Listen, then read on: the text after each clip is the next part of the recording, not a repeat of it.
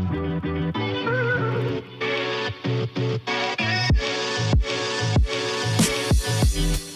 it's your boy Jaylon, and I'm here with Simeon Blair, and we're gonna be talking about the spring game, the transition, and everything with a 901 for it. Let's do it. So, Simeon, man, you came from Arkansas. You played 46 games up there. Was your red shirt junior year? How was that? How'd that go? Man, it wasn't good. You know, I had like a little tough transition. You know, getting there, walking on. It was kind of hard to, you know, transition to the SEC playing what it took to really get on the field. It was times I felt like I could go out there and play, but I get in practice and I feel like, okay, I need to work more on certain things. So it was more of a transition of mentally just getting in my playbook, getting into the film. I feel like that's what kind of made me break through my redshirt junior year and really get on the field a lot. So, man, you said you was a walk-on. How hard was it becoming a walk-on and being on scholarship?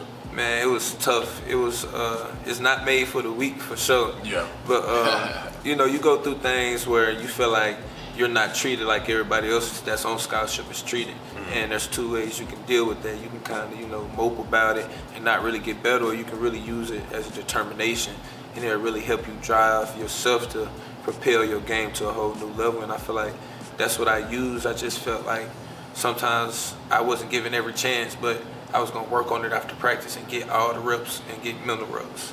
You know? So you from Arkansas? Yeah, I'm from Pine Bluff, Arkansas, down the south. Yeah, I heard about that. So how was Pine Bluff, Arkansas? I heard you played a little quarterback and DB. How did going from quarterback and defensive back, how did that transition to just defensive back? How that work? Playing quarterback, I feel like quarterback and safety is the same position on two different sides of the field. So I feel like facts. So I feel like playing quarterback just really helped me as a safety, because I knew like in certain coverages I knew where I would want to attack as a quarterback. So when I'm at safety, I know when we in this coverage, I know what's open. So I feel like I know I can jump certain routes because I know what's open because of my quarterback days. Quarterback mindset. Facts. So I feel like playing quarterback really just helped me all those years in high school. And I had a great coach in high school that played in the SWAC. So he was teaching me a lot of college level information in high school. And when I got to college, I just translated that over to safety. Okay. Yeah. So I got a question for you. So what's the difference? What's the main difference between Arkansas and Memphis? And do you like the city of Memphis? What you like most about Memphis so far? The food. I'm not gonna count. The food is crazy. I like the food. Go wrong. It's more of a city, you know, it's more of a town with people. I feel like Arkansas, you know, it's more of a college town. So it's a lot of college people there, and then it's the older group of people. Here you see a whole bunch of different people. It's more of a city.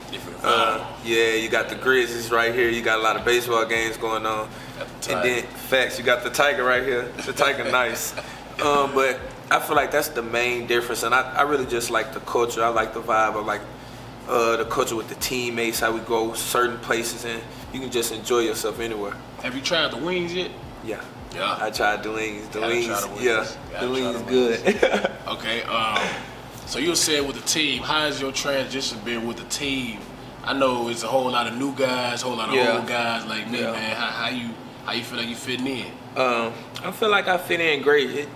The guys made it easy to fit in. It's like, as soon as you walk in, it's a family. Like, as soon as you go in there, somebody talking about you, maybe making a little joke about you. They make you feel like family real fast in there, you feel me? Yeah, really. Then it's a lot of guys like Cam, Smith, Joel, they just helping me learn the playbook even at a faster rate. Everything that they learned, they passing that knowledge down to me, and that's helping me transition even faster. Okay. Would you say you're the fastest DB? Nah, I think DK might have it. Ross might have it. I just want to start a little DB. I'm not gonna lie, Ross is fast. Okay, that's good to know. So, Pine Bluff, man. Pine Bluff, the quarterback, the man. So, how many years were you the quarterback at Pine Bluff? Like, you were telling me the significance about how the quarterback helped safety. How many years were you?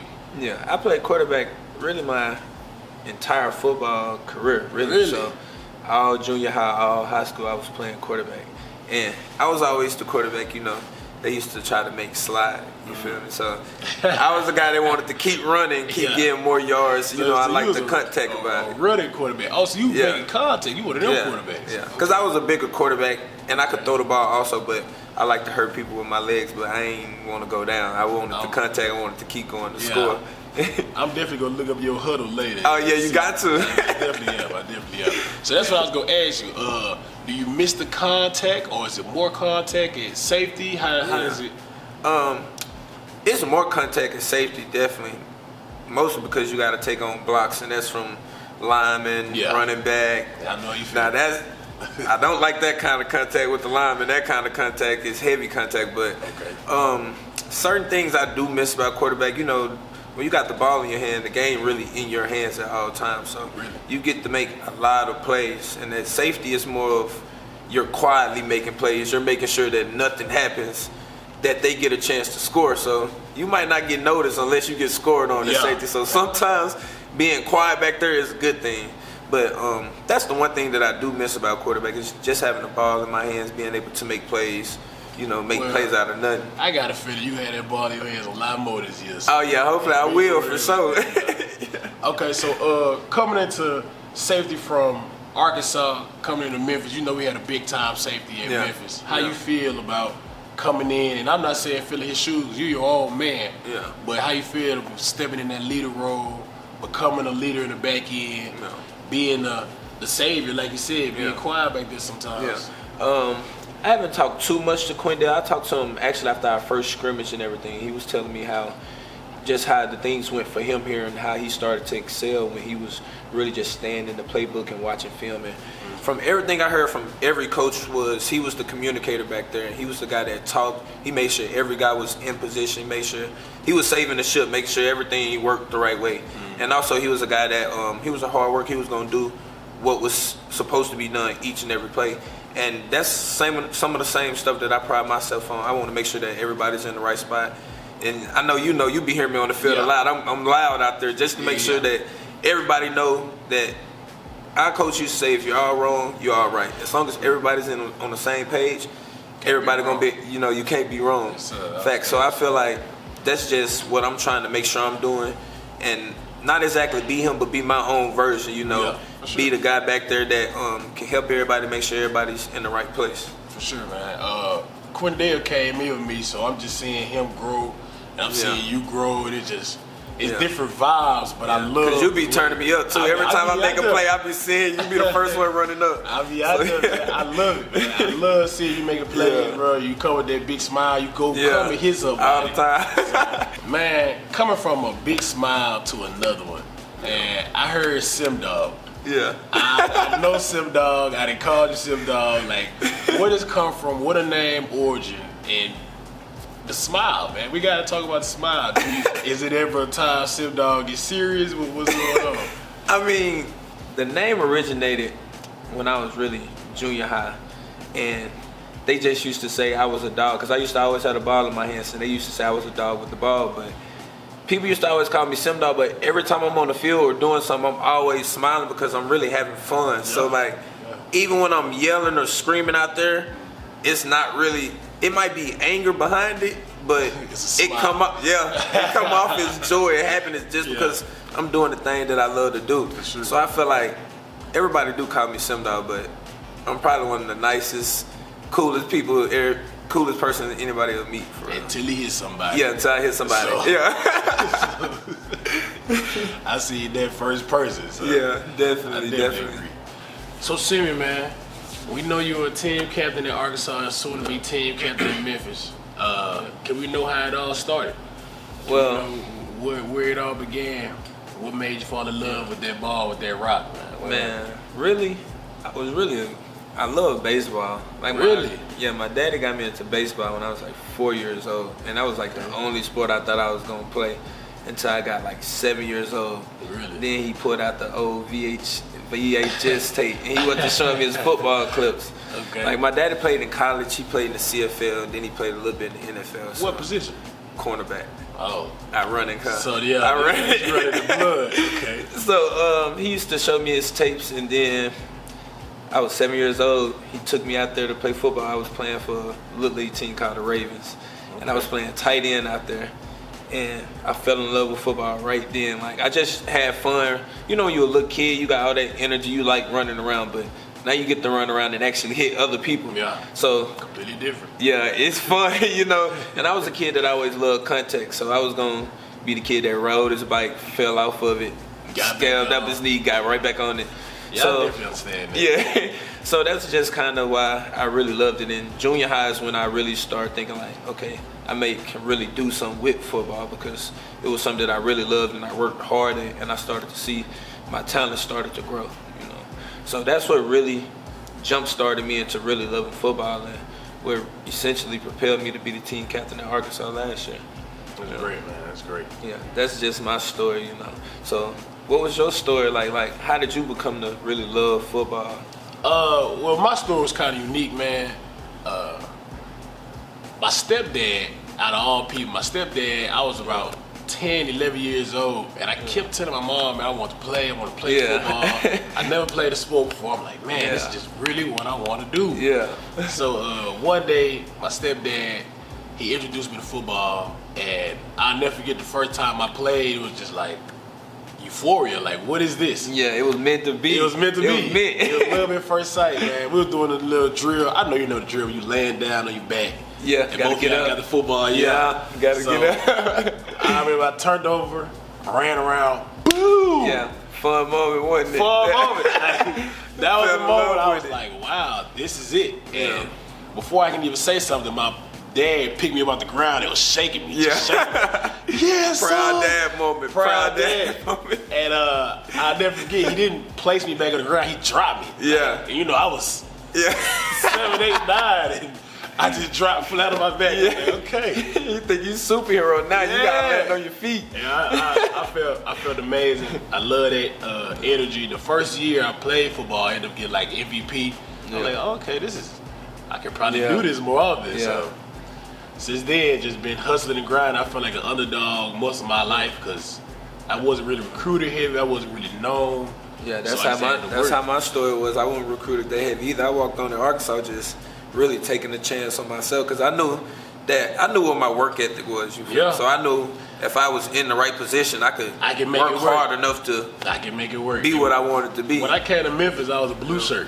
Yeah. And I kind of had that same mindset, because there was plenty of teams that wanted me, but I wanted to play for Memphis. It's that specific, because you know how good you are, you know what you can be. I know I can compete with these guys. So it was just a matter of knowing my work ethic, knowing my love for the game, and knowing that I can do this. And that's what really helped me, even after getting on scholarship, really just keeping that same mentality of I'm still the underdog, because you didn't recruit me like this at first. So that's what really just keep driving me. I got to keep proving everybody wrong, because I feel like that just drives me to be the best I can be. I knew it was a reason. Yeah. I knew it. Yeah, I know, for real. You had just said something about you really wanting to come to Memphis. So in my opinion, I feel like I came to Memphis because when I came here with the culture and everything around, it kind of felt like home for me, because I'm from Pine Bluff, Arkansas. So I feel like this is really a bigger Pine Bluff, Arkansas in my eyes. It's a lot of people around, a lot of, you know, diverse people that you can really talk to and be with. I also feel like Coach Barnes and Coach Clark, when Coach Barnes showed me like the plays, like the actual scheme that y'all ran, I really fell in love right when he showed me that. Because he'll tell you himself that he's not the best recruiter, because I really didn't talk to him that much until I seen him in his office when I came on my visit. And the conversation we had for about 35 minutes, it was special, and that's really what made me come. So what was the reasons that really made you want to play for Memphis? I'm going to tell you right now, if I had Coach Barnes, I would have came even better. Yeah. Yeah, he's the guy for real. Yeah, he's a great guy. But nah, when I came, it was a completely different era. We were in the Norvell era, and he was coming up with 40 points a game and coming off crazy wins and crazy, you know, just epic games. Yeah, I want to be a part of it. Like, I want to be a part of that culture. I also had 3 players from my high school there already. Patrick Taylor, he was the star running back. He was one of the star running backs. Trey Hamilton, Coy Fairman, they were already here. Oh yeah. So it was like you walking into home. I'm walking into something familiar. So when I first came here, I actually stayed with them for a while. Man. So it was crazy. They had a whole bunch of dogs, and I slept on the couch. It was a crazy experience, but I wouldn't trade it for anything in the world. Like it showed me. Memphis also was a big culture shock to me. Like coming from Houston, Texas, this big city, to Memphis, Tennessee. A different type of city, yeah. It was completely different. Yeah. So it was a culture shock, but soon enough I fell in love with the city. I fell in love with the culture. Yeah. I fell in love with the team, you know. Yeah. The It's grind. easy to fall in love with the city, I'm telling you, fast. So once I fell in love with the city, man, I fell in love with the team. It was just like I was meant to be here. Yeah, definitely, because I feel like everything was just answered for me when I got in the locker room. I hung around all the guys, and I knew everybody else it was cool. Like, everybody was trying to hang out as soon as I got there. You feel me? Brotherhood immediately. Brotherhood fast, yeah. So I feel like I definitely made the perfect choice, perfect decision. All right, man. Thank you, Simeon, for coming again, man. Man, appreciate y'all for having me in here, Of man. course, man. If you want to see more of your favorite Tigers, check out 9014. We'll see you next time. Go Tigers, go. Go Tigers.